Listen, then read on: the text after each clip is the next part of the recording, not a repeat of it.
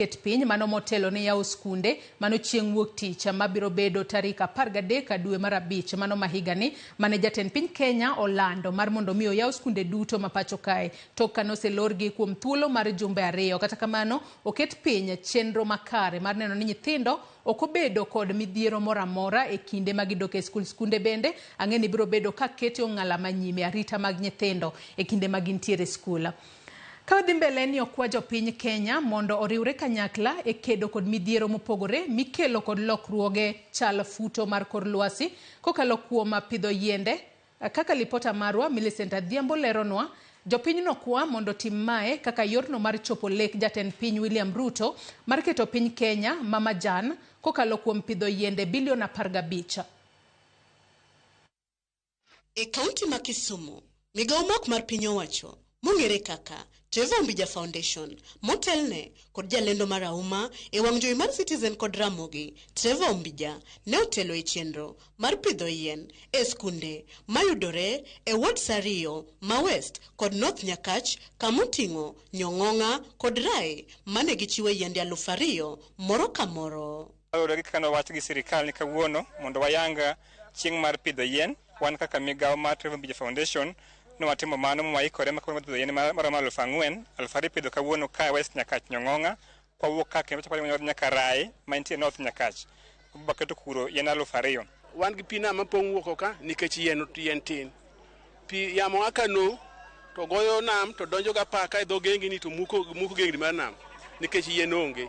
Koro ko pidh yien to gengi ma pi muko no mar nam no ok bi mukore, therefore pi mapong' wuok ko mar nam ok dhi pong'. Wadwa jiwo ji, an kaka jakom mar Flood Control Committee, wadwa jiwo ji kendo wadwa make sure ni ji opidho yien gweng'ni.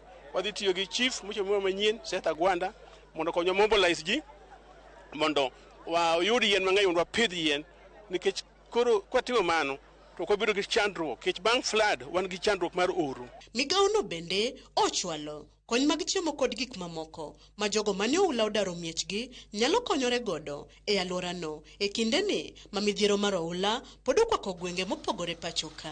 Jowa makagi ncha wan gi chandruok mar pi. Piny chopong' kaka ma jomoko dar kung'iyo chien ka magi jomodak ka modar e miechgi. Be kaka migawo wakelo negi chiemo kawuono wadwa miyo ji maromo 1,200 mogo mar kuon to gi mogo mar nyuka. Kopogore gi mano bende wakelo negi mattresses maginyalo ninde to gi tents bende wakelo minyalo ninde nikech kawuono wayudo ni skunde yawo chieng' Monday koro skunde manya ji okampe ji dhi e skul na koro giwuogi koro wakelo tents mondo koro ka giwuok kanyo yud kama gidake kata kuonde go magibede.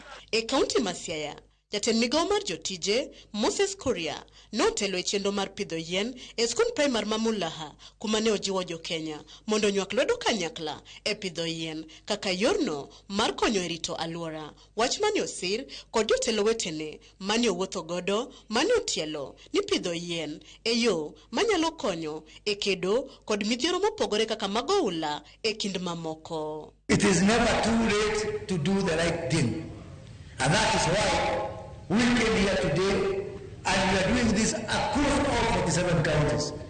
Rais ako huko Murang'a, makamu wake ako huko Bomet, mawaziri wote na ma-PS wote tumeenda katika kona tofauti za Kenya hii katika hii shughuli ya kupanda miti.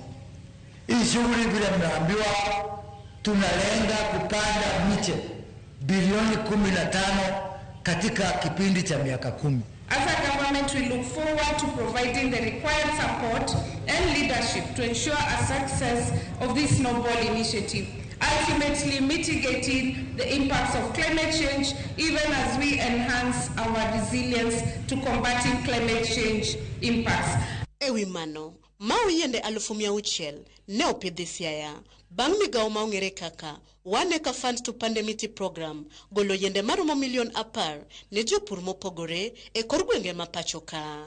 Magi duto ne odhi nyime kaka yorno maringo odiochieng' makende mane owal kawuono mar pidho yien pacho ka kaka yorno mar keto Kenya mamajan kendo kedo kod midhiero kaka mag oula, oro kod mamoko mikelo kod lokruok e chal futo mar kor lwasi. Millicent Adhiambo, Ramogi TV. Jodak Mamadhare